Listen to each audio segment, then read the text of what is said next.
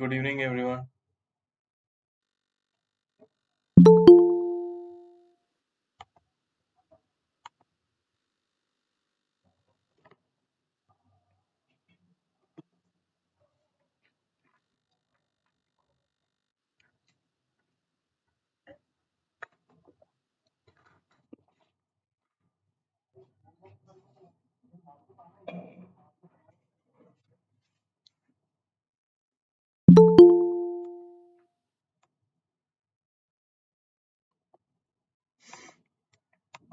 Okay, let's get started.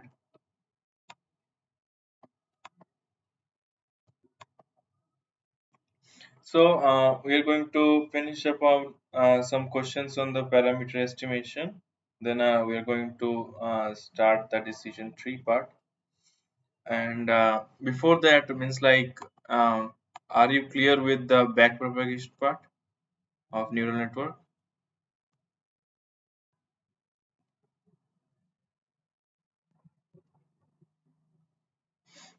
Hello, backpropagation is clear?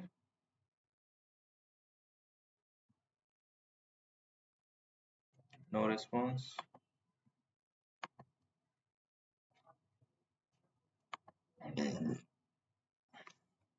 Hello, everyone. Backpropagation part is clear of neural networks. Yes, sir, it is clear. But I just wanted to ask, we are doing on week 6 lectures or we are doing anyhow, any other topic? Means like I am going to enter week 6. Week 6 is decision tree, right?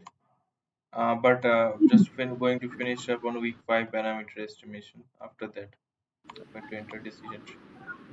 Okay. Yeah, I'm audible. Hello. Yes, you're audible.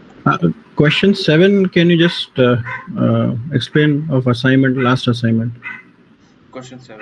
Okay, let's see. Yeah, Control level cover. Question 7. last assignment. Yeah, means this one. Okay, just a few introductory problem first. Or maybe we'll go to here. Okay, let's see first. Just a very easy question actually. Just is this one. Okay, people make mistake that it is as you see that the probability of x given theta is the likelihood, right? But the thing is that x is already known for us. We need to estimate the parameter theta. Okay, so the likelihood is actually a function of theta, not a function of acha. Yes. So that a means likelihood is a function of theta. So L theta is written, but the in probability terms it is P of x given theta. So just that one, okay? Because the theta is unknown here, okay? Okay, let's go to question number 7 first then. So this is like uh, let me explain.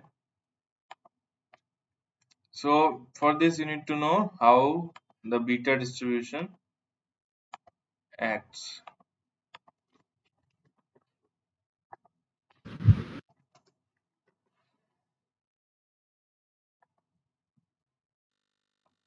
So as you can see, the beta distribution is defined on the interval 0, comma 1 or 0 to 1 like that, okay?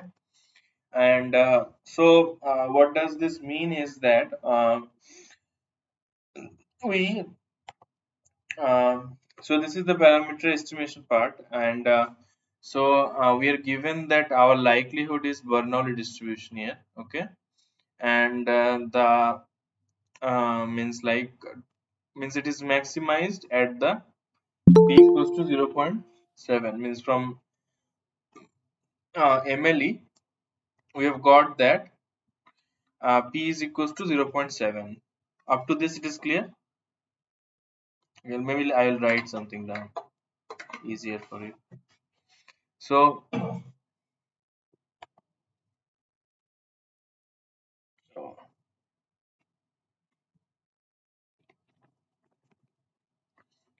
from MLE we've got p equals to 0.7, okay? And our likelihood is Bernoulli, Okay, so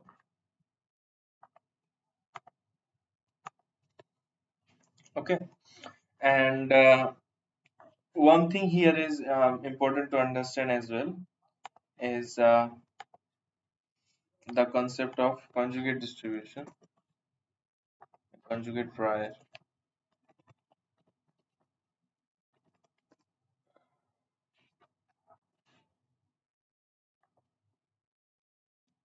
Okay, so the thing is that in case of okay, let me write it down.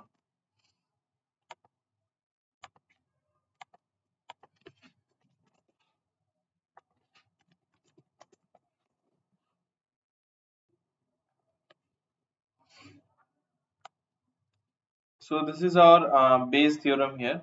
Okay, and this can be written in the form that P, just likelihood is P of x comma theta, x given theta, multiplied multiplied P of theta is the prior, okay, and divided by evidence is equals to posterior. Okay, that is P of P of theta slash x. Okay,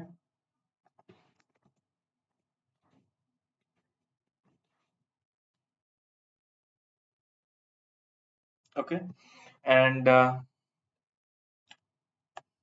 so what the conjugate means conjugate prior things come from is means like this product as you see and divided by the evidence. Okay, this is only solvable means like, okay, let me show you.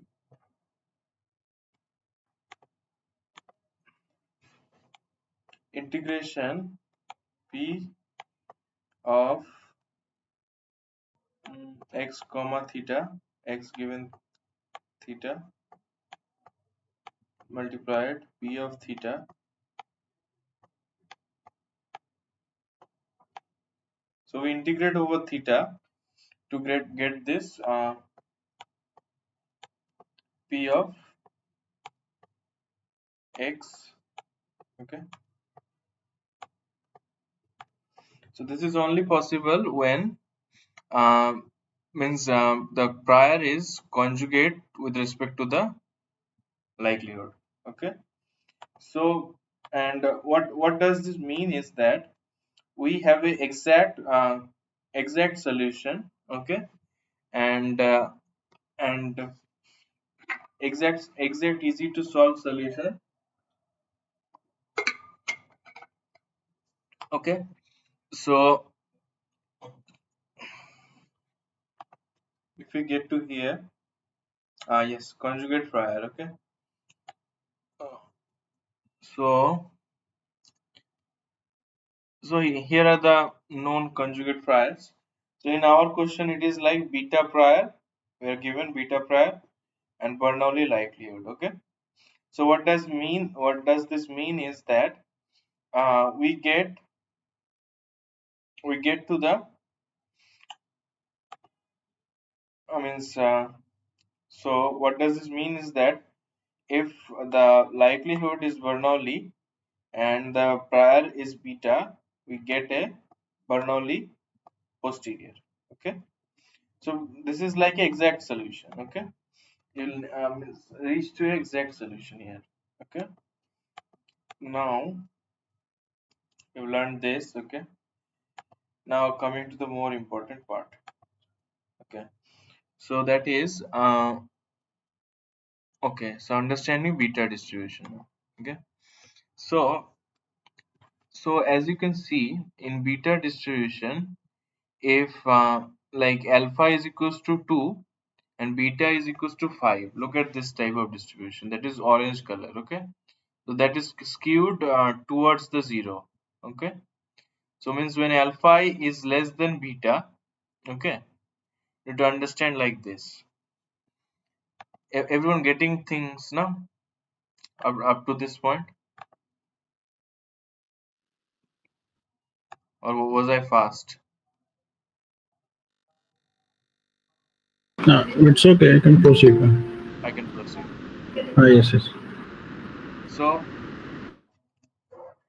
okay, so as I was explaining, yeah, so maybe I should write it down.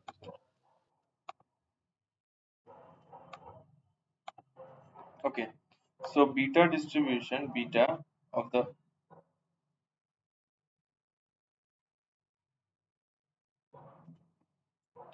form alpha comma beta, maybe it would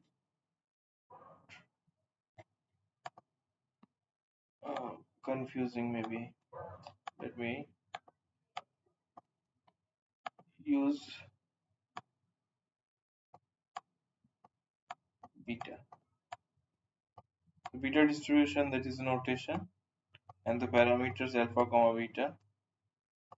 Okay, so what I mean to say is if alpha is less than beta, then the distribution is skewed towards alpha. No, the distribution is skewed towards 0.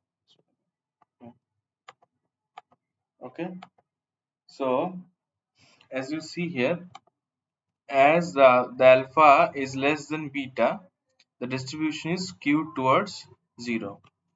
And if you take the example of suppose blue here, or yes, so it is skewed towards 1. Okay, so that is the idea here. Okay, not very good example for this situation, honestly. Mm, but that is how it is. Okay, so if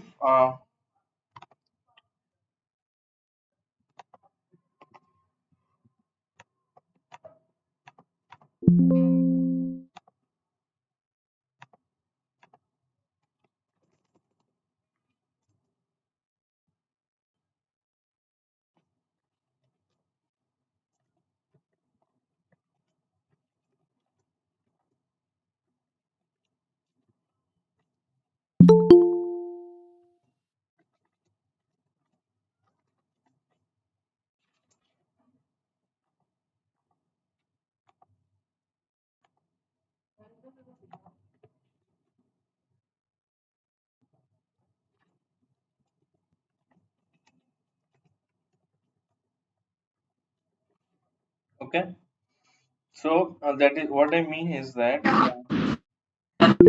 as alpha, if alpha is less than beta, then curve is more towards 0, and otherwise curve is more towards 1. So what does this mean? Means further understanding that this is a probability distribution function, density function, as you can see. So what does this mean is more of the, as you can see, this is the distribution. Okay, so this is distribution over x. Okay, so more of the x values are supposed to lie more of the x values are supposed to lie towards 0. Okay, is the density of the points lying being close to 0 is more. Okay, and similarly for the other case. Okay, and you must understand this x in our case is the theta. Okay, our parameter here, theta. Okay, okay, so coming back to the problem. So uh, as you can see in our question, it is given that uh, our means like P is the theta in this case. Okay, P is the theta in this case. Okay, so it is already given that we know that it is not from MLE, but like P equals to 0.7 is the truth actually. It is known already. Okay, so so as you see,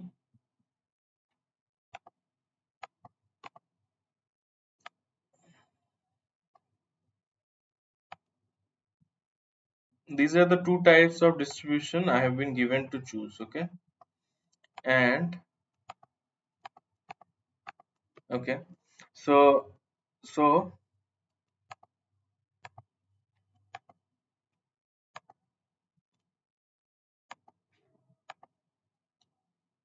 okay, so this is beta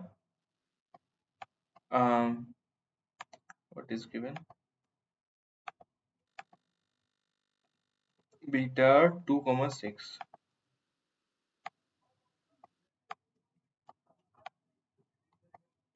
and this is beta 6,2.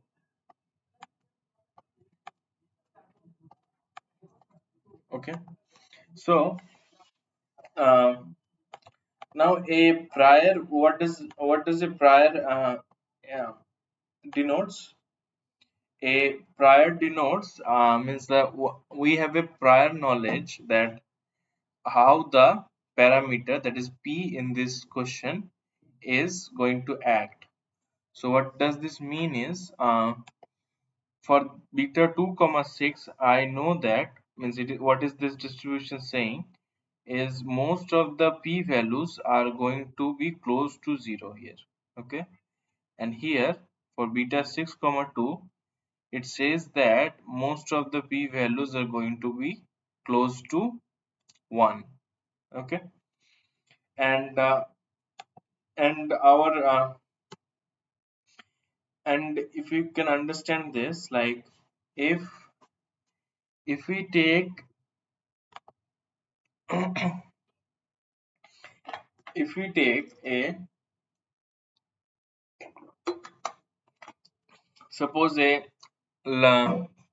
learning algorithm like gradient descent, where we try out no, not gradient descent here, means like what does this mean is like that if we take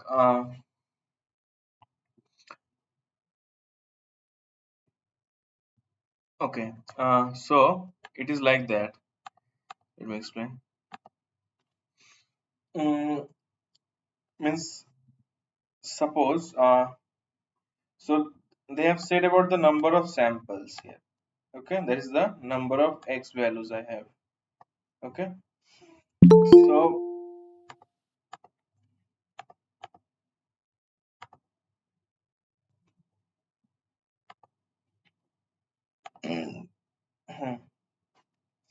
so as you can understand, we need a certain amount of x values, okay, certain amount of data, so that our model does not underfit. Means we are able to achieve convergence, or we are able to achieve such value of theta or p in this case that we can predict for predict the value of y for any value of x. So if we have x values, since we have a trained model, then we have x values, we can predict the value of y. Means we have to, we have to get to a trained situation so that we have a quite correct value of p.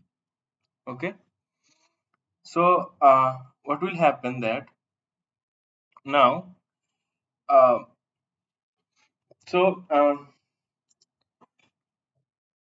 means like this integration is the, best way to do it. Okay, but another is gradient descent. Okay, in both the case, if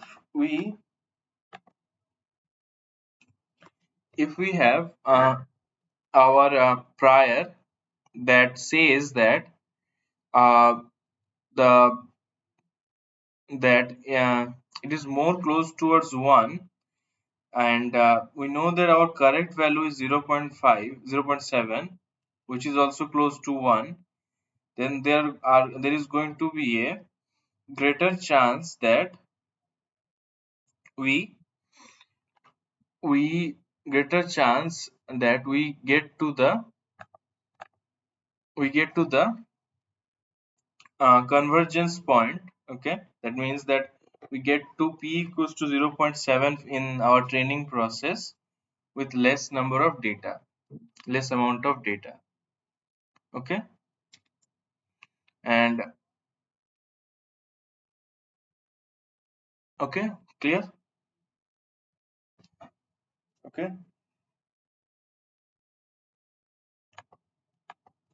clear everyone, or not clear? Some doubt here. Question. Sir, which option is correct, A or B? Can you just highlight on that? Acha. Oh yes. Can you go to the question? Okay. Yes. This A So or B, which is correct? so this is going to be the correct one, as you can understand. But you have the solution as well, right? Means solution, answer, everything now. But okay. With a prior of beta and other parts is also there. Let me explain that as well.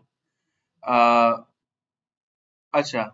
So as you can see, means like it is even more skewed towards 0. So it is even more undesirable prior for us. But what happens uh, that uh, for if a very large data set is used, then it was then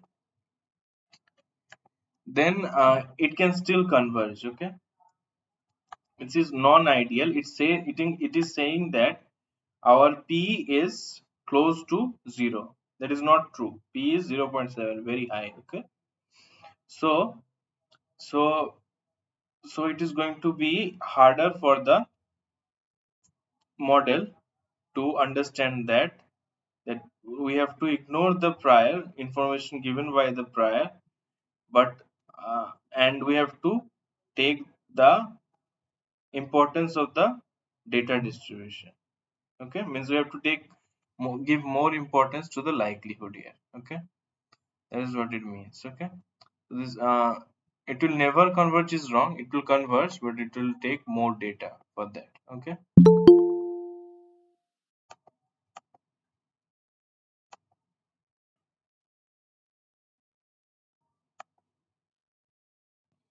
and with a prior of acha. So this is a good one actually. So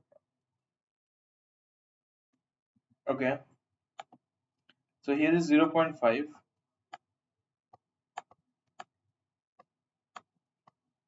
So in this they have told that we have a uniform distribution. Okay, with some value here.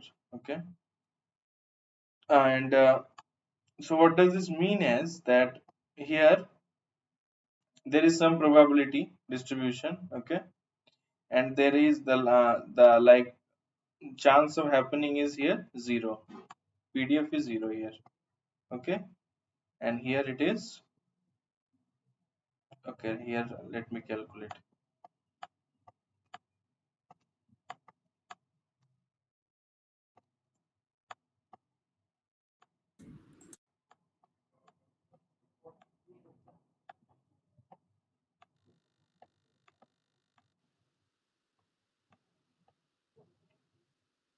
Which is so so but our p value is at 0.7. So given this prior, what it means that what it tells that our p value can never be greater than 0.5. Okay, it tells that. Okay, which is not true. So what this prior does is it never allows the model to move to any point that is more than 0.7, means more than 0.5.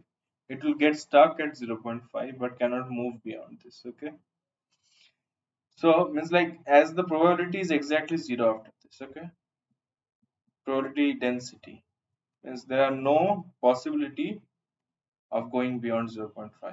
Okay, so that is the problem here. So where is it?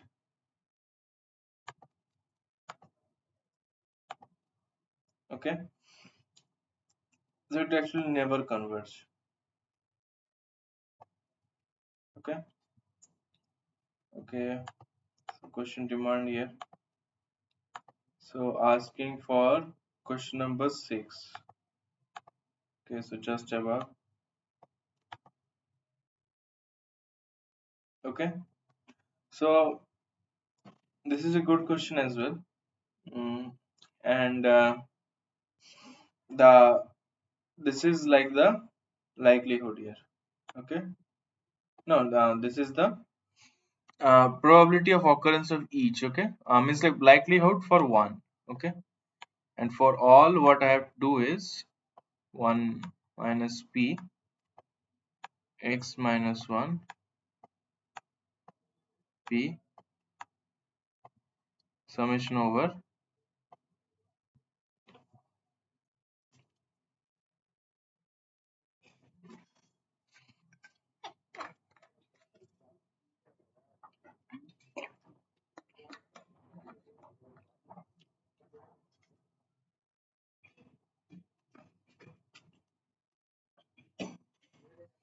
so they have said that so this is our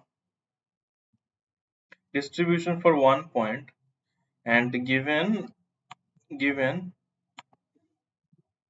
uh, sorry, so this is summation over x.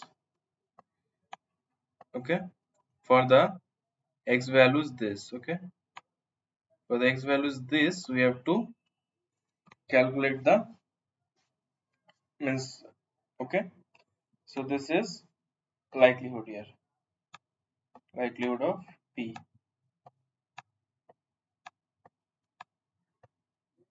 Okay, given this x values, only this. Okay, okay, so what we're going to do is take log here to differentiate to make it easy. Achha, it will be product actually. Yes, sorry. Yes, because probabilities are multiplied. Okay, because when there are IIDs, probabilities are multiplied.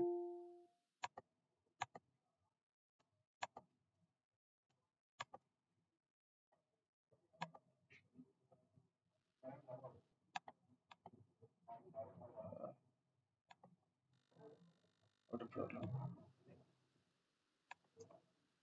Okay, so what is this? Okay, so we have to take log here, log at the base c, taking, and this becomes summation. Okay, over x values, and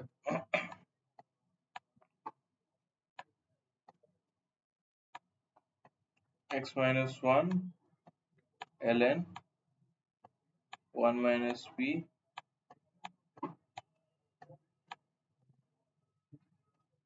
Okay, and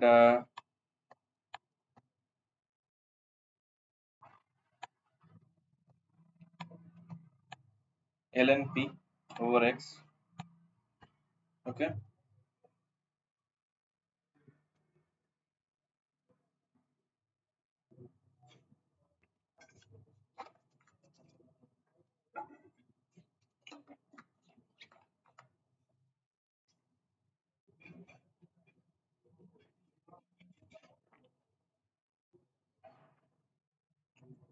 Okay. So now we differentiate with respect to p, because p is our variable here. Okay. We need to estimate p here and equate it to 0. Okay. So that is what I'm going to do now. So x minus 1, and this is 1 minus p minus 1. Okay.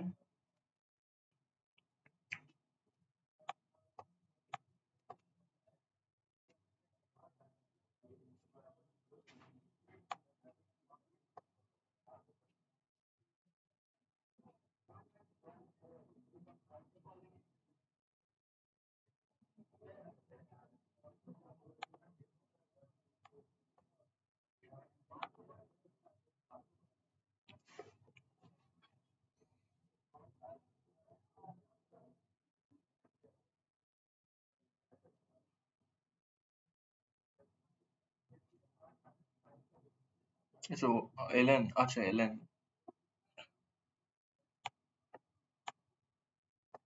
Okay.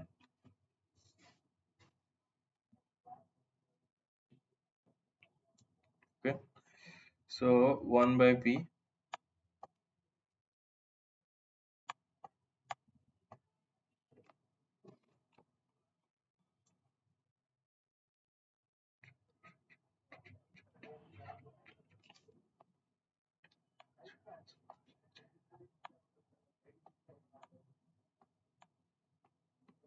over x. Okay.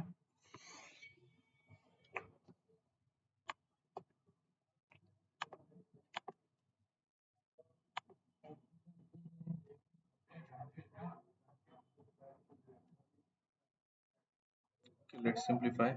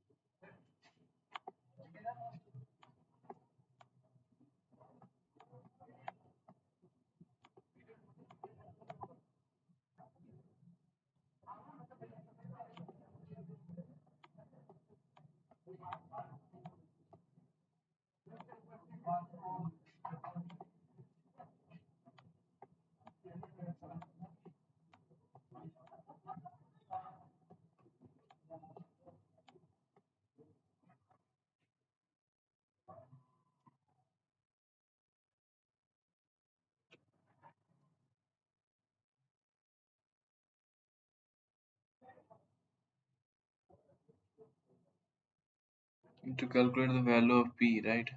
What am I doing?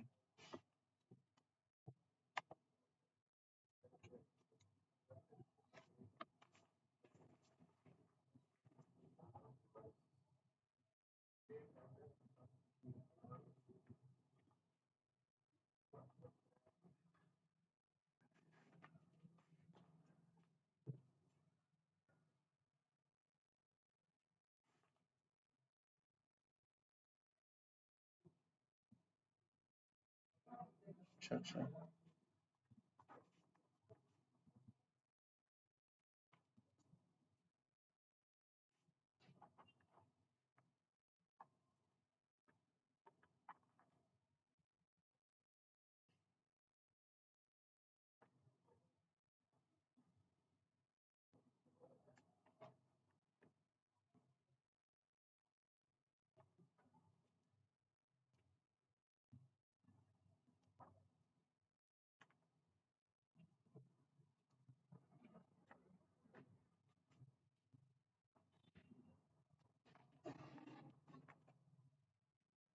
Just wait a minute, maybe I'm doing something wrong. Just taking.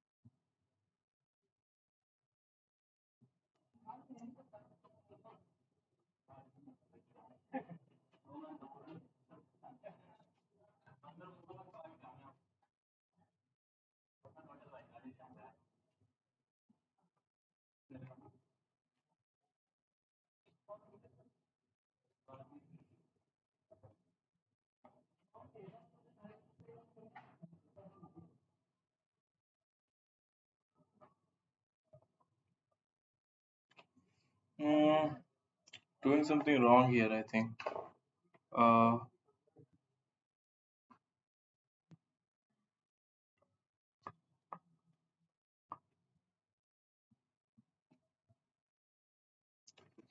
mm,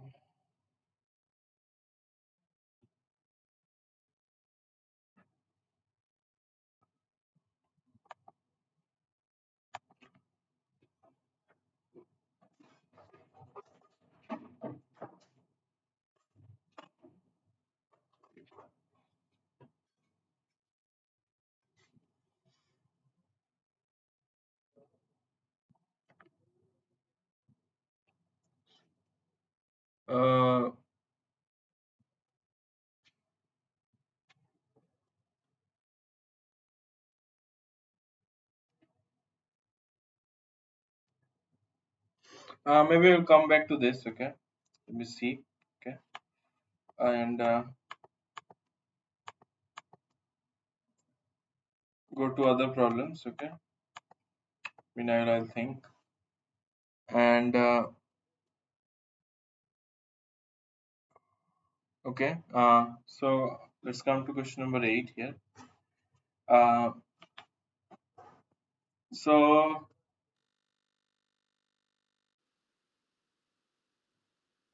okay, so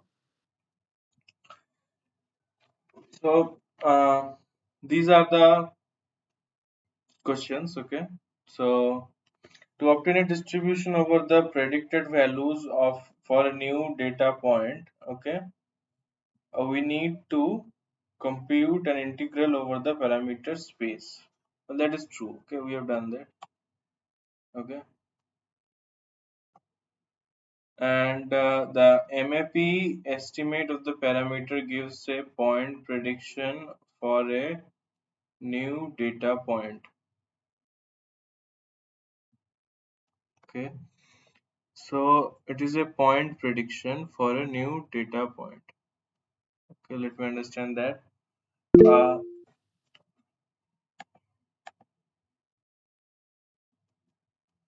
uh, so the idea is that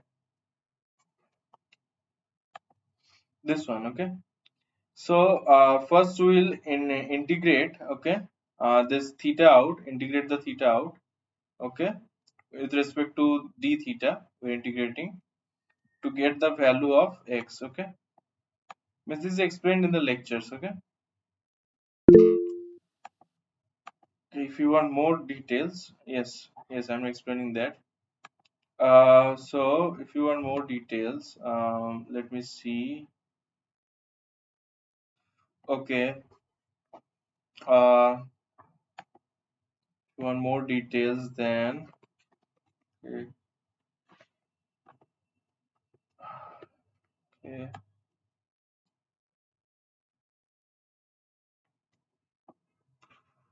where will I get that?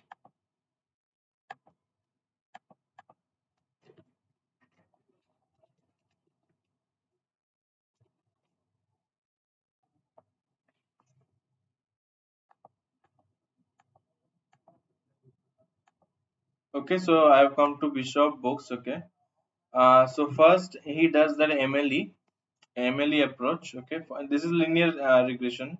Okay, so as we ask for more explanation here, so first he does the MLE. to get that you have done this. Okay, you know this. And okay, and after that, mm, Bishop had done that, but let me see if it's there. So this is actually full Bayesian treatment, the integration part actually. So if I can show you, maybe not here. Oh yeah, got it. So this is a Bayesian linear regression. So as you can see, he has taken that prior, okay, and so as you can see, the corresponding conjugate prior is given by the Gaussian distribution, as he has considered the likelihood to be a Gaussian as well. Okay, so that is how. So both are Gaussian, that is their conjugate. Okay, that is the idea. And okay, and okay, so he calculates the posterior here. Okay, not yes. So the posterior here. Okay, and this is what he intends to derive. Derivation is not important. Just I'm going to explain how things work here. Maybe is important, but not for this course. Okay, and so this is the prior. Okay, he has taken a Gaussian prior here. Okay, and this is the likelihood here. Okay, and what he does that, where is the derivation? Yes, got it. So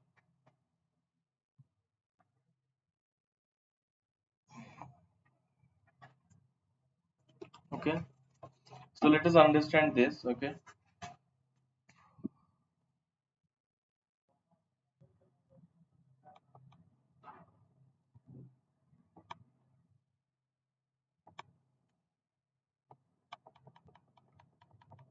so you have your prior here. Okay, and this is the likelihood here. Okay, so with that he has written the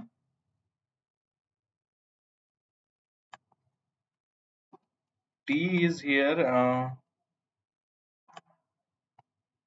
T is the x values. Let me see.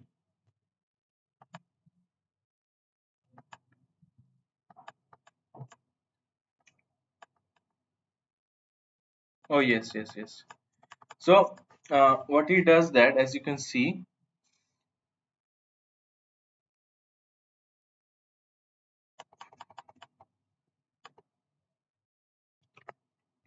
that for to find the predictive distribution, that is the distribution of t, in our case means what we estimate here is y. Okay,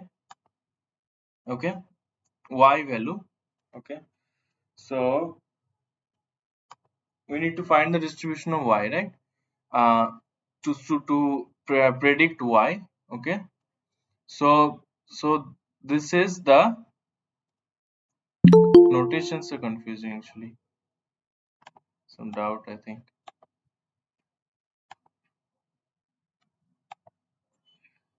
Okay, so what he has done is integrated this with respect to the parameter w. Okay, and that is what is asked in the option actually. Means need not be this complicated. Means it was explained by sir as well in the video, that the video that comes with uh, this lecture, this course. Okay, uh, if I had prepared better, I could have explained better. Okay,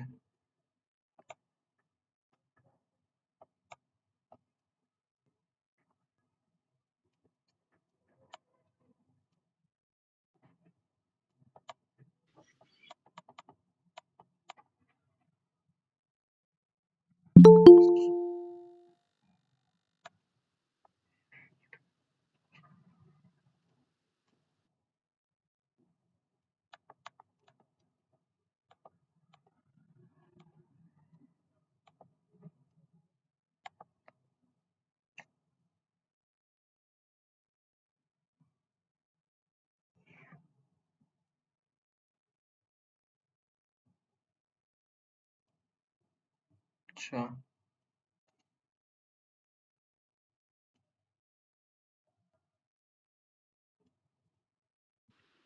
3.8. Let's see.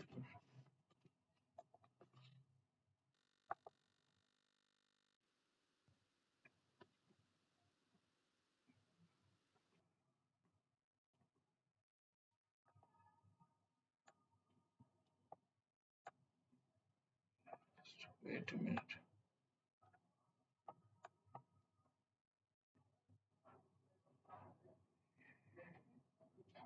3.8.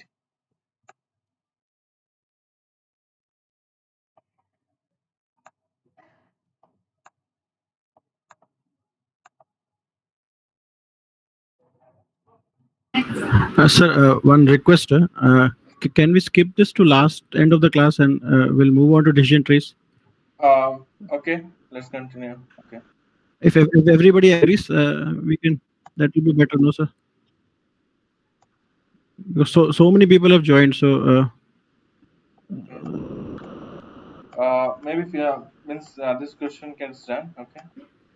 Okay, so we miss this integration I've explained. Okay, so we get the distribution of x here, and then integrating again, you'll get the distribution of y. Okay, so that is the point here. Okay, and with this, you can predict the values of y.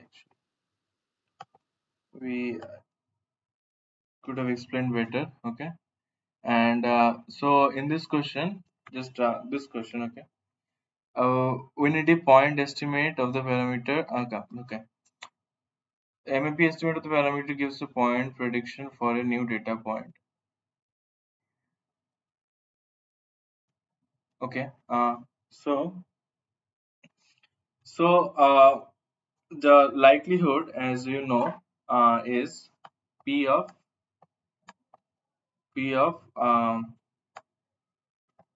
theta given x. No, p of x given theta.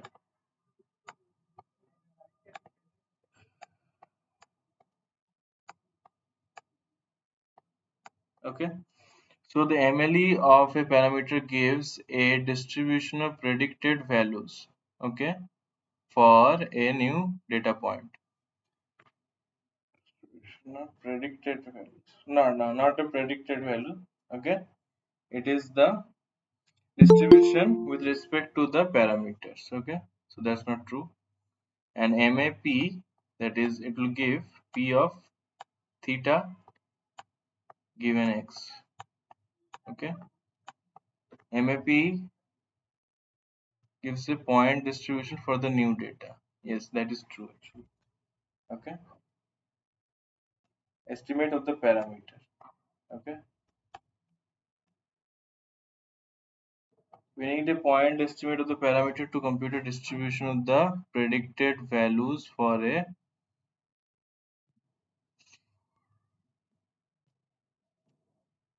values.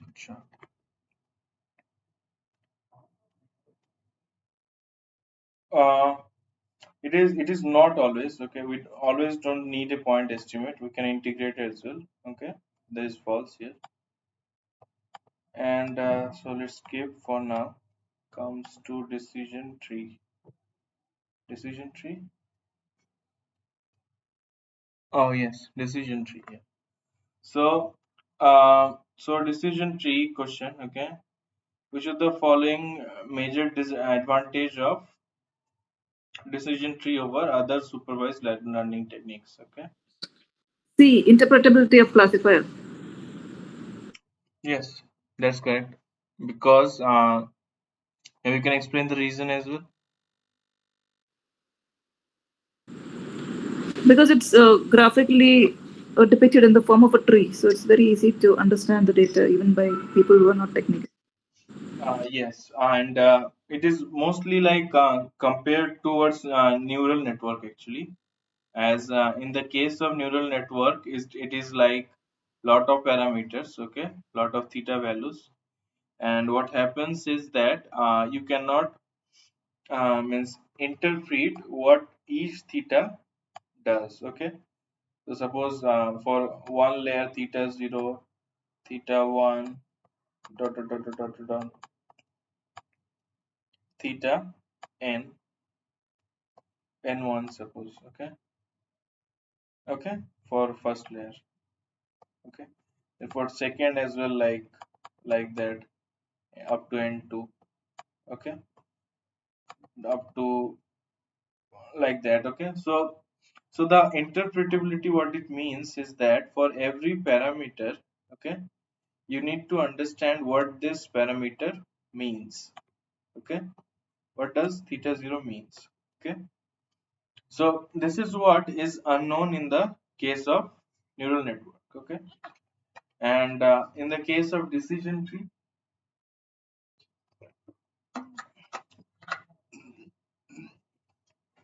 so in the case of decision tree, it is like quite intuitive. Okay, it is like we are dividing based on some our assumptions like that. Okay, and this way we are progressing. Okay, okay, so the parameters are already known. Parameters are the assumptions here. Okay, the meaning is already known here.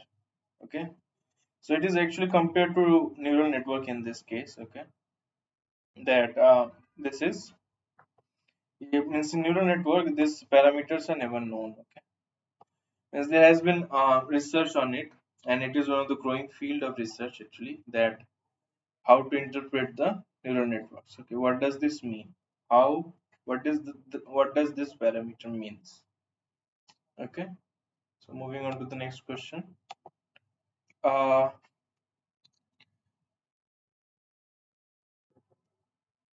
okay, so so second statement,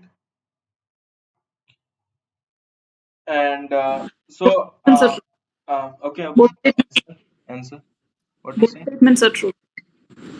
Both the statements are true. uh both the statements are actually not true. Well, the thing is that decision trees are non-linear actually. Okay, and why is that? Yeah, it's a non-linear but parametric. It is a parametric but Mm, non-linear. non-parametric. This one is correct. Okay, Yes, this one, non-linear, non-parametric. this one is wrong. Okay, and why is that? Means like non-parametric is that means number of parameters are unknown. Okay, in the case of linear regression, remember I can assign the number of parameters. Okay, means like I will say that the basic basis means like the theta means like I'll define something like 1 x square. Okay, so corresponding there will be 3 thetas, right?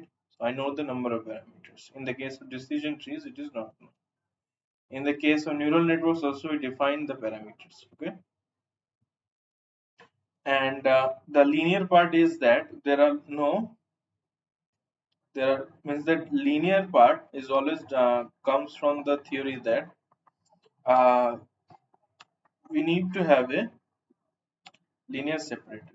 Okay, in the case of linear regression, and means that linear regression, when this is like square terms are not there. Okay, let's say in linear regression it is only linear when is the name problem is there. In case of linear regression, it is a linear model only when this x square terms is not there. Okay, and in case of logistic regression, you also remember the straight line. Okay, but in case of neural network, something like that. Okay, and the decision tree is like a method, means it is like an approach to explain the neural networks only. Okay, as you can see, complex function learned by neural network. Okay, so it is like trying with intuitively to imitate a neural network. Okay, okay, so both are non-linear. Neural network is parametric, and decision tree is non-parametric. Decision tree is intuitive, neural network is non-intuitive. Okay.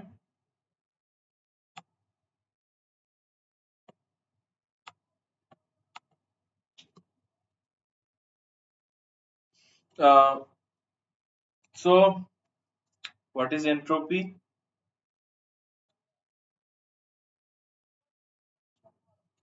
Has anybody studied, or should I explain?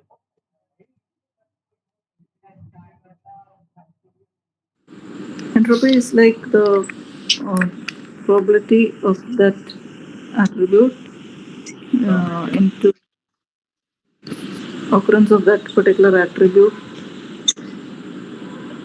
uh, into minus probability into log of probability to the base 2. Okay. So entropy is this. Okay. And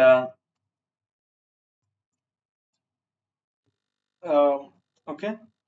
So entropy is this. Okay. So what does this mean? Actually, let's understand. It is for every class we need to find the sum. Okay. So what do you mean by class? In this example, you can see malignant or non-malignant. Okay. Vaccinated or non-vaccinated. Okay. This is a class. Okay. Tumor size and tumor site cannot be class. Okay. And how you are asked the problem is the means nobody is going to ask for vaccinated or non-vaccinated. Means there will be certificate for that. So the question is always going to be malignant or non-malignant. So we have got two classes. Okay. Okay. So should I explain more here? So what is going to happen is that for malignant class we're going to add this up. Okay. So probability of happening of malignant. So that is how many ones are here. Okay. This is 5. Okay. This intuitive probability we get from MLE. Okay. That how many this ratio we get from MLE, right? And if you can measure how many are there 1, 2, 3, 4, 5, 6, 7, 8, 9, 10, 12, 12. Okay. Okay. And this is 5 by 12.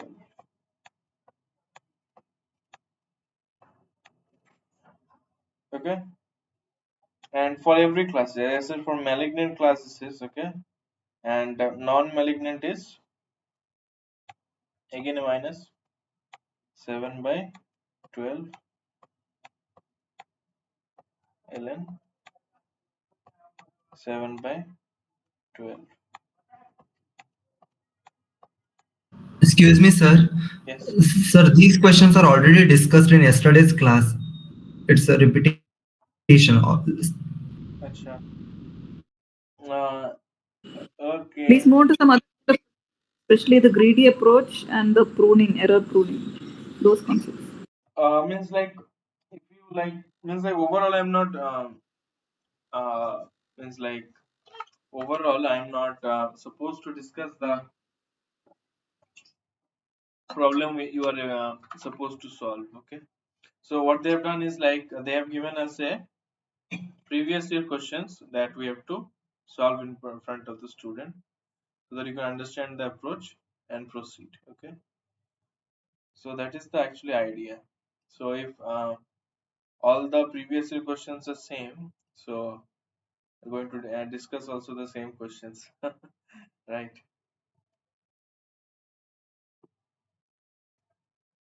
Okay.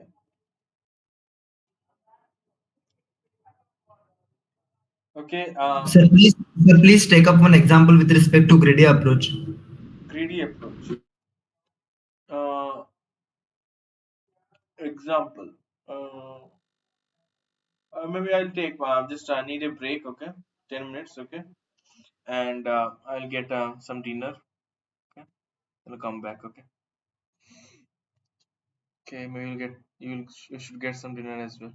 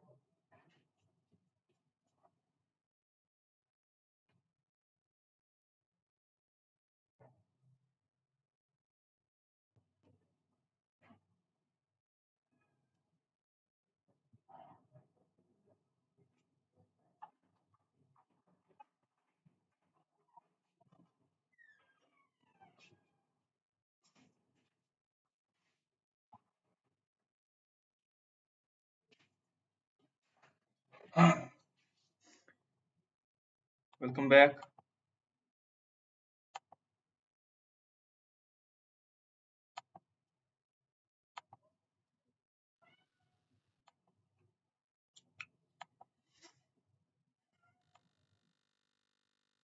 So, so, so the greedy approach is. Prashant was the one, right? Prashant there. Yeah. Yes. So greedy approach is nothing like extraordinary thing. Let me show you. Greedy approach is a very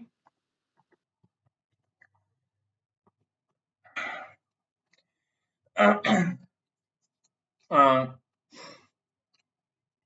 what do you say?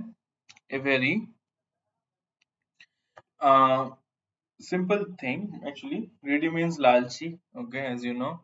So what it does is that as is visible to us. Okay, means in the given situation, the algorithm or the approach, as you say, tries to find the most optimal solution. Okay, so means that well, maybe let me explain this one or something. Lot of problems here, as you can see, very popular. Okay. Mm, okay, so so you understand, right? Means like uh okay, maybe example is required. Okay, let's see. So this example maybe. Okay. So I think the question is you have to make a capacity of 50, okay? And acha means the capacity 50 is the limit, okay? And the total value means and maximize the value. I think that is the idea, okay? So what they have done is just see the problem. It is actually very very general thing, okay? Greedy approach, greedy algorithms, okay? Very common thing to computer science, okay? It is nothing like uh, specific to what do you say, what you're doing, decision tree, not specific to decision tree, is very common approach. Okay, so as you see, we will tend to uh, approach in such a way that we can maximize the value. Okay, and I think that is the question. I think should not do the problem. Acha, so the what they their greedy approach here is that we have to find the approach. Greedy is easy to say, but is in this case what they're saying that in this means like the ratio of maximum value, the value of versus the weight should be maximum. So what it means, that means like uh, to maximize the value, we are thinking that we have to take the ratio as high as possible. Okay, so as you can see, 6 here, here 5, here is 4. Okay, so this is the one. Okay, and cannot, if we, okay, okay, and weight means if we weight is 10, the value is 60. Okay, so correspondingly 60, and here the second best ratio. Okay, so 100. Okay, now 30 is done, we need 20 more. Okay, but 30 is here, so they have taken the for 20. Okay, so like that they have got the maximum value. So this actually may not work in subsequent steps. Okay, but the greedy approach is this. Okay, understood, Prashant? That's correct, sir. But if the data set is given, how to draw the decision tree, sir? Yes, so that is actually just intuition only. So if you just want me to solve the problem, okay, maybe I'll do it. Okay.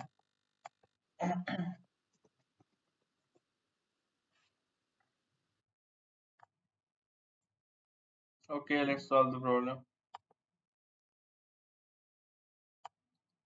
It is like nothing in the theory. Okay, it is just greedy approach, intuition. Okay, so okay, let's solve this greedy approach. Okay, so the idea is that So this is the y values. Okay, so this is a classification problem, as you see here. Okay, we are classifying into true and false. Okay, and we are given 3 input A, B, and C. Okay, so this is the problem we are given. Okay, so so greedy approach will be like, you have to understand, we're trying to solve the problem as fast as possible. Okay, as less steps as possible. Try to solve it quickly. Okay, easy enough to understand. We're trying to solve it quickly.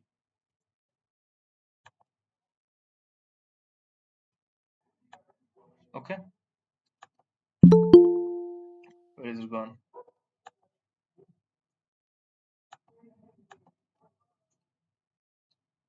What is the answer? Question number 3. Okay, so we're trying to solve it as quickly as possible without many steps. Okay, that should be the greedy approach, right? Or anything else? Hmm?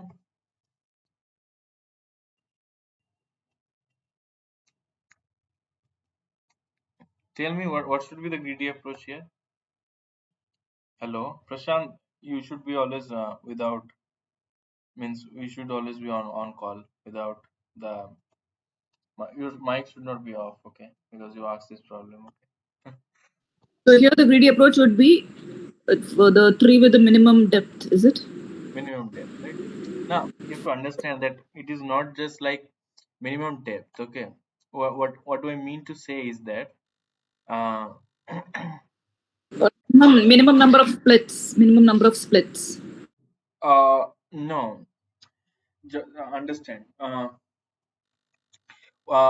If you look at it at the full picture, okay, that is not a greedy approach. Okay, greedy approach is like you're given a problem. Okay, okay, this is the problem. Suppose you don't know the options. Okay, you cannot see the options. This is the problem. Okay, it is important because if you see the options, least step is like let's see. So how many steps are here? On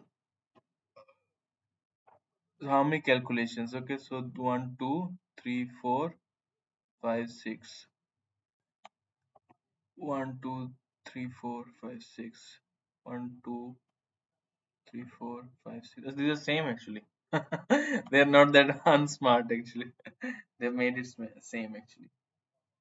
So that plan has failed, right? Means cannot be like number of steps. Means if you look at the options, okay. If you look at the options, same, right? 6666. Yeah. Then how to proceed then in that case? Okay, so that is how like you should not look at the option in this question. Okay, because like maybe I can give another example here.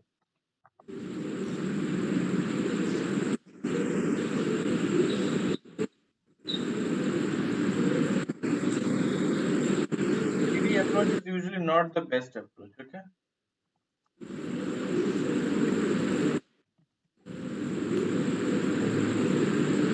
uh, let's see if I can get a good example here.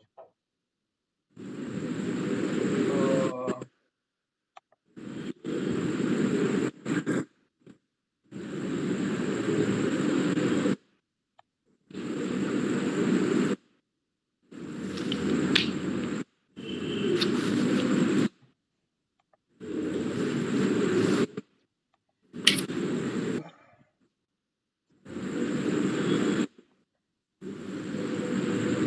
yes, it is got. So so you know 0 1 knapsack problem. Yeah. Yeah, I know. I know 0 1 knapsack problem. Yes, so the dynamic programming way is the best way to solve it, not the greedy approach.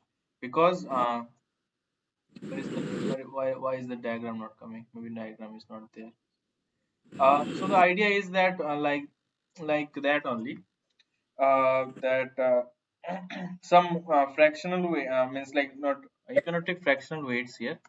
Okay, and so something like that, and you have to maximize the value and like that only. So in the first step, means taking the best possible option may not lead to the best possible options as we move along the steps. Okay, so we have to consider all the steps when we come to solve a optimization problem like this. Okay, and we use dynamic programming for that. Okay, but so the greedy approach, you understand. Let me draw.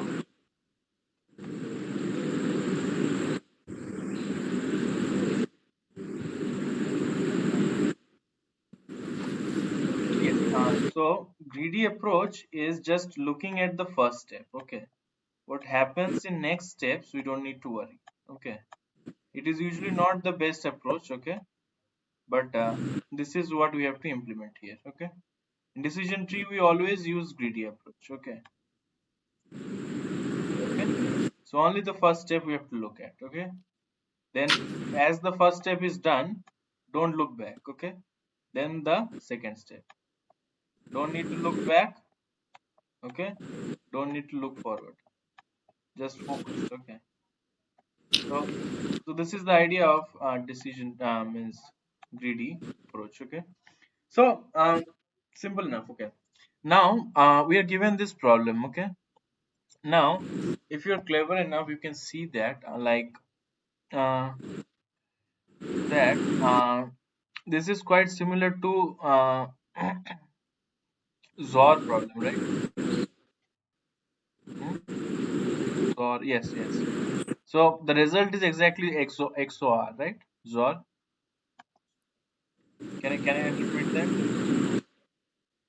Hello, can you understand that? Yeah, The result so is it's like there are three inputs. XOR is yes, usually two and inputs, but here there are three inputs. in the case of XOR, only B and C are given, right? And the result is same, right? Yeah. So only our problem is A here. Okay, means Yeah. A is Yeah. the one that is creating the problem here. Okay, and Mm. A is actually very simple enough.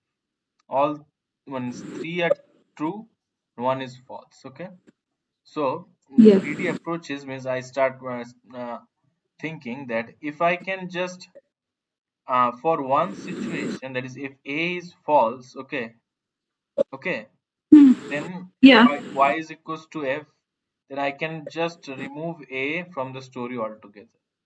Okay, But in the last case, A is true, no? In the last row of the truth table, A is true, and in that case also Y is false. what are you saying? In the last row of the given truth table, Mm-hmm. when A is true, still the output Y is false. No, you must understand, right? If suppose A was not given, okay, Yeah. so Mm. what will happen that B and C with the XOR criteria, it will produce Y, right? No problem with that. Yeah. Yeah. Okay, so what I mean to Yeah. say here, if A is equals to false, okay, then Yeah. what happens is that uh, means if A is false, okay, so you see that Y is false, right? Or yes, that's true, but means means the idea should be here that you try in some way that you take A out and create it into a XOR problem. Okay, idea should be like that, the greedy approach. Okay, and Okay, good. okay, and Mm. so that is the idea. Okay, uh, what we see here is that if A is equals to F, and so it produces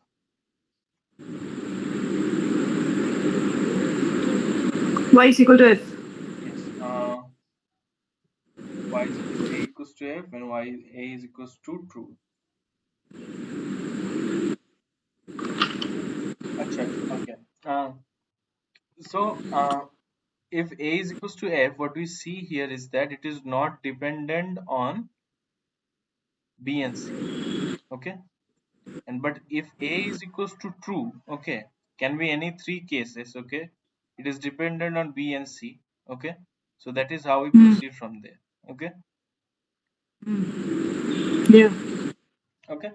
So that's the idea. Actually, means what my intention was that I am greedy, and I am thinking that I can simplify the whole problem from 3-dimension problem to 2-dimension in just one step.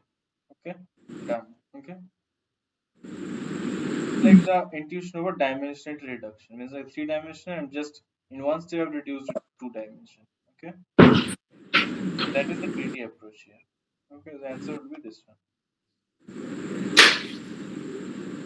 Okay, others will not be. Others may not be, right? Maybe. Let's see. B.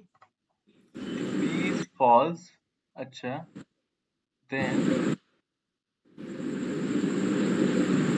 B is false, then Y is equals to false. That's not true actually. Y can be true as well. So this one is wrong actually. And the last one, if B, okay, this one is not greedy. Okay, so should be option one, right? Clear? Clear? Any doubt? Prashant, remain Clear, silent sir. to the Clear. thought process.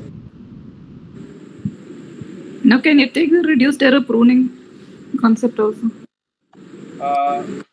Maybe I'll cover all this. Okay, then maybe next day. Okay.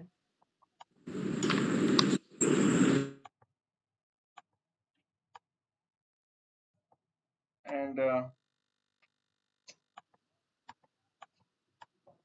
okay, so this is one other question. Which of the following machine learning models can solve the XOR problem without any transformation on the input space? Okay. So what do you mean by transformations here on the input space? Can anybody answer here this one? What is meant by the transformation here? If you understand, you will be able to answer. It's very Like the output is multiplied by any weight. That is a kind of transformation. multiplied by A weight. WEIGHT, weight. weight is not the answer actually. So what do you mean by let me explain. So this is our theta transpose x. Okay, this is like our so x defines the input space. Okay, acha.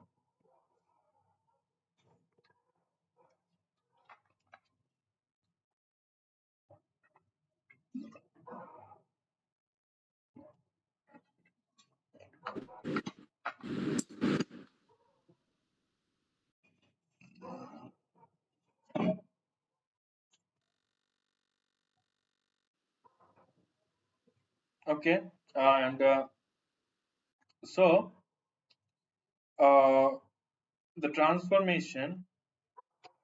Don't think it will be linear transformation in this case.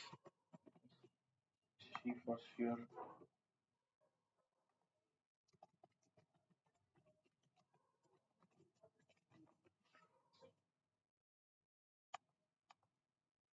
Let's not forget the mass. Acha. You are the correct one actually. Okay. So I think that is the only one. Yeah. So you are the one who was correct here. Yes. So mm, maybe you were not. Let's see. Linear perceptron.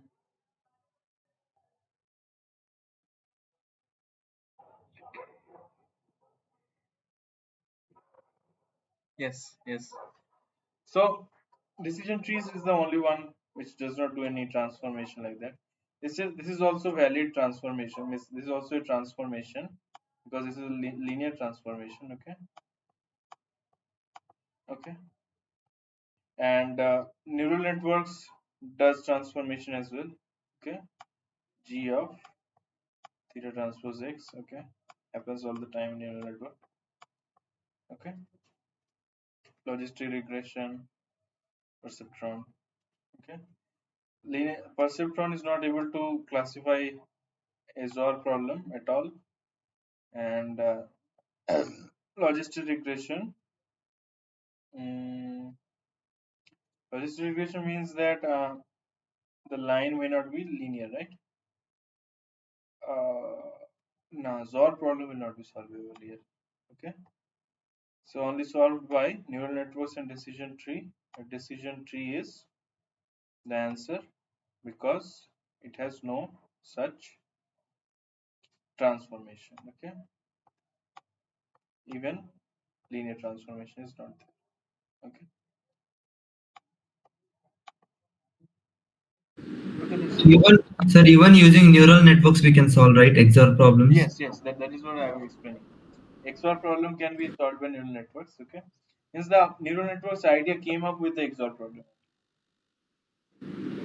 Okay. Logistic regression can't solve because it is No, it's a linear sigma. no, Why? it is linear perceptron, logistic regression, both are different. Both are different. Okay. I'm asking you why can't logistic regression solve the problem? Am I audible? Yes, you're audible. Logistic regression cannot solve it. I'm asking why. Why not? Okay. So let's understand actually. So what does linear perceptron does is straight line. Okay. Logistic regression is That is I know why linear perceptron can't do it, but logistic. okay. That is what I'm asking. Just I'm introducing. Okay.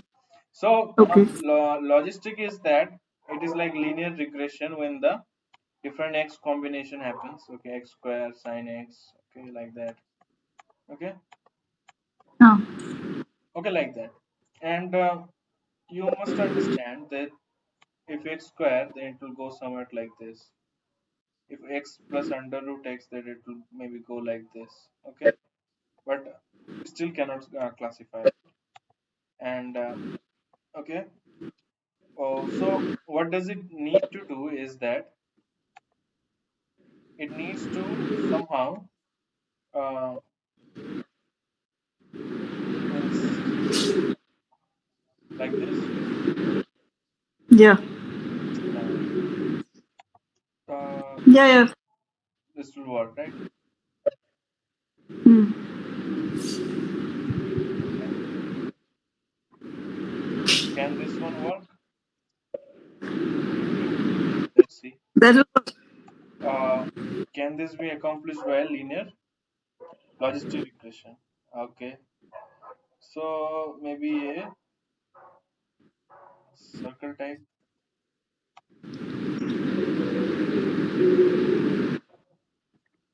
Uh, two. No. Just if this is like most similar to circle, right? And if you see the equation of a circle, what is this?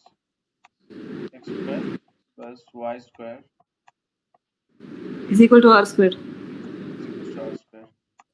And if like ellipse or maybe hyperbola or something, then it will come like coefficient like here. Okay. So what we ultimately get is like r square minus ax square. Okay. Under root. Yeah. Okay. So this is Yes. like some combination of parameters and x values, but we cannot have a square root, right? We never defined square root in this situation. Yeah. This is the one. Okay, good. Now what? Yeah. Okay, yes. So what is the common integrated? Any doubt?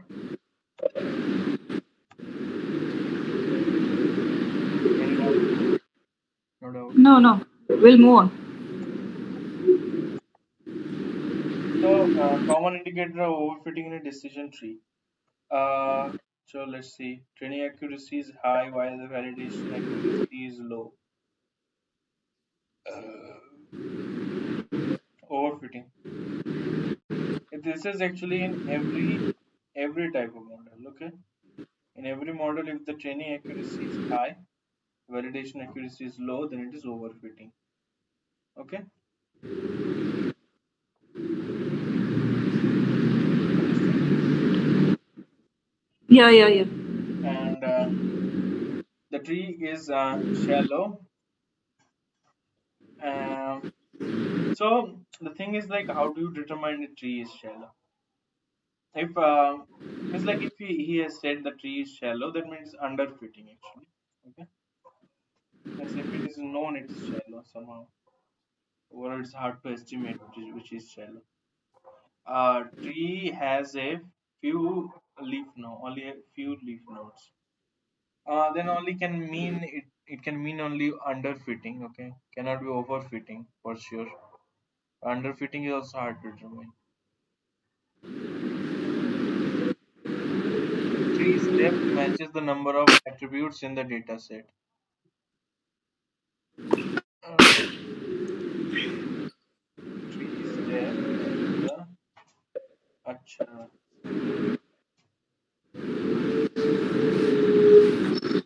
Acha. If the trees let's look at this one. If the tree's prediction are consistently biased, if it is biased, then underfitting, that's for sure. Okay, it's very easy one. Okay, bias and variance theory. Okay, and Sir, if it has few leaf nodes, it means does it also mean it approximates with very less nodes? Uh, means like what do you understand? Like if it has very few leaf nodes, means like it is it is it is like uh, predicting less. Okay, means it is moving towards less directions. Okay, so okay. what is happening is like that. Uh, what is happening is means uh, means as the depth and width everything increases, it is like more towards overfitting. Okay, but if it Okay. is Okay. like if it is less in any direction, okay, it is like you can say closer towards underfitting, but you never know. This is no conclusive evidence. Okay, Yeah, first one is like it is conclusive. So what is slightly confusing actually. conclusive I say. Okay, so uh, first one is actually very important. Actually, you have to understand while training, when we test the uh, um, training of the model, okay, how good a model we have arrived, we always plot the epochs. Okay, epochs means the step number of iterations in the model. Okay, means today only I was training a model. Okay, uh, in image segmentation. Okay, semantic segmentation, and I use this plot actually, training accuracy and validation accuracy. So fashion memory. Okay, so maybe I'll plot. Maybe I'll show that plot only. You will enjoy. Okay. Real life example. So where is that? Acha, here it is. Uh, cool.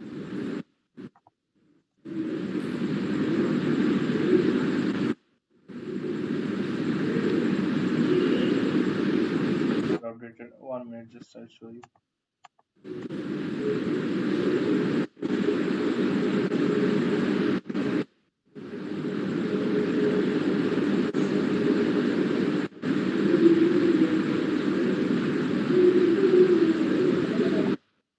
Run. Come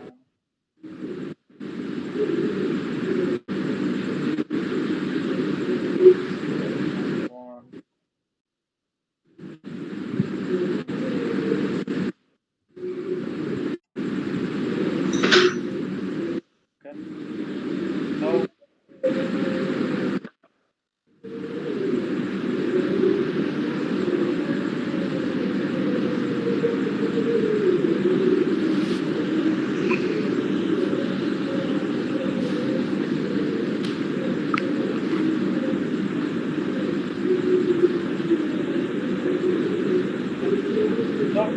the, like, for loss I have plotted. Okay, loss is the like 1 minus accuracy type. Okay, so means the loss should be low. Okay, so as you can see, as the model was young, okay, iterations were low, the training loss was high. Okay, as you can, it's maybe not easy to see from here, maybe scale problem is there.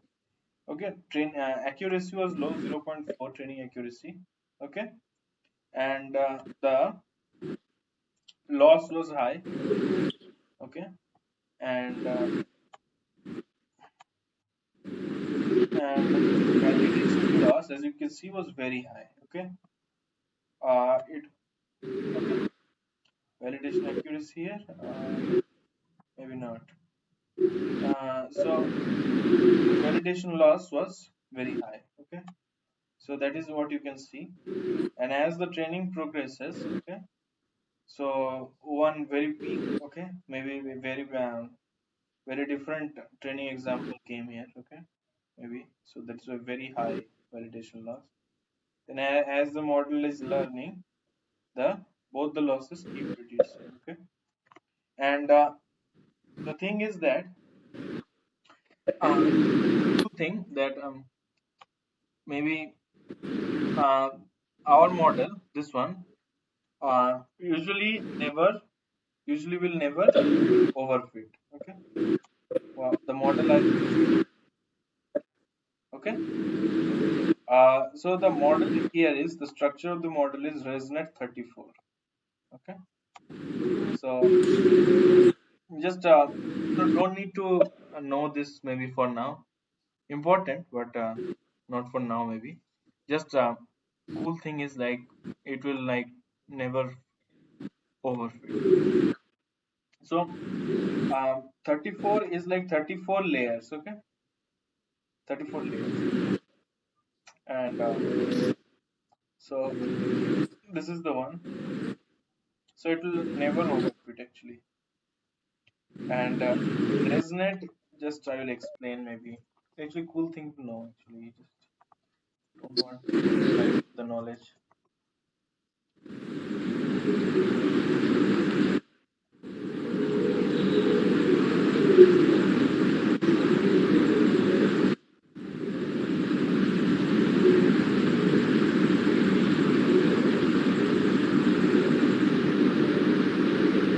Uh, is this one visible? Yeah, it's visible. Yes. So as you can see, these are the layers, neural network layers, and you see another what do you say, a connection jumping over two layers connecting to another. Okay, so this is called the skip connection. Okay, it is skipping over. Okay, and as you can see, 34 layer residual, so that is ResNet 34. That is what I have used here. Okay, so the best thing is that it is usually very hard to overfit. Research was done in that way, that it does not do bad. Okay, so that's the one. Okay, let's move on to our thing.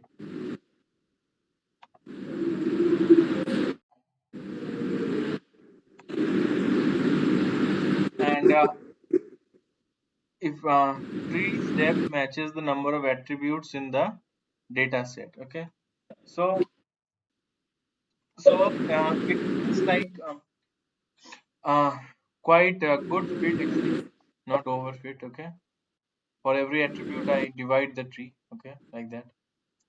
And next problem. Acha. So consider the data set with only one attribute categorical. Okay, and suppose there are 10, means there only one attribute is there to divide. And okay, and then on order to values in the attribute, how many possible combinations are needed to find the best split point for building the decision tree. So this is actually formula thing. Maybe sir has derived here. So the formula is n minus 1 It was derived in our class as well, machine learning class that I took. Maximum number of maximum classifiers is possible. Okay, n is 10 here. Let's put the value, get the answer. Okay, This is the maximum number of what? maximum number of classifiers possible.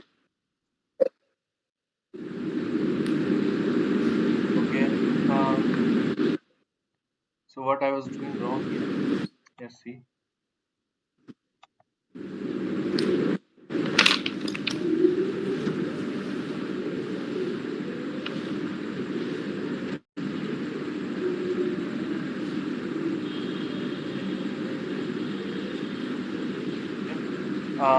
So I had to actually,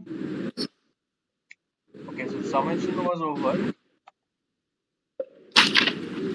Great smart actually.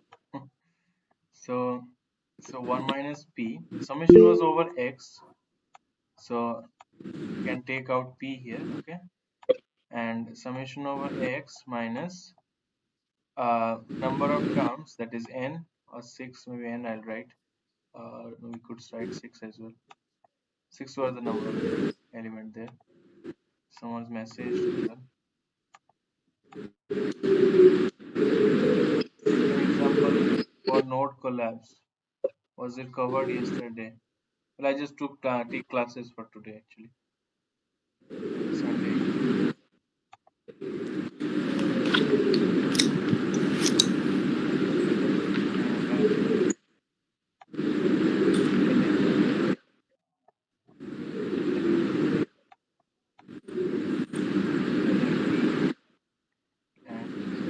And now taking the derivative and all it would work out, okay. And the important thing here is like as the using the estimate probability of sampling x greater than, okay, yes, so this was only the sample given to us, okay, but the distribution goes on for x1 to infinity actually, okay. So for so as you get the value of p from Emily, okay, maybe I'll progress more if I get time. So what you do is that probability of sampling greater than 5, okay, so probability of 5 we have to add, okay, and then 6, probability of 6, probability of 7, okay, like that you have to go on, summation 1 to all integer values up to infinity, like that, okay.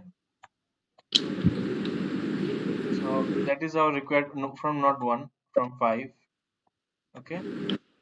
You have to add all the probability, okay, and that gives us the this sum, this answer actually, okay. So just important thing is not to get confused that these are the samples given to calculate the MLE, but for the final answer we need to take the whole distribution, okay. And we are summing because we need to calculate all the probability. As you can see that in the case of MLE it was product, okay, but in this case it is sum of all the probabilities from 5 to infinity, because I think you got this one, okay. And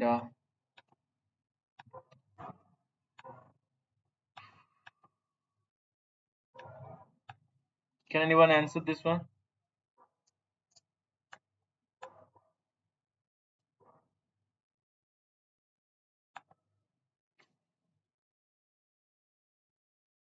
This one will be this one, okay. MLE usually gives very common sense answer. Mean is childhood formula,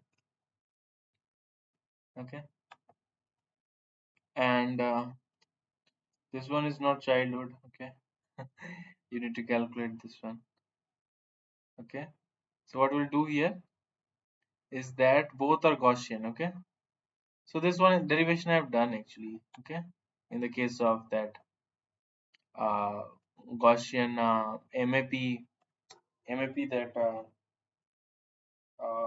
what was that regularization? Okay, regularization with L2 regularization. The same actually.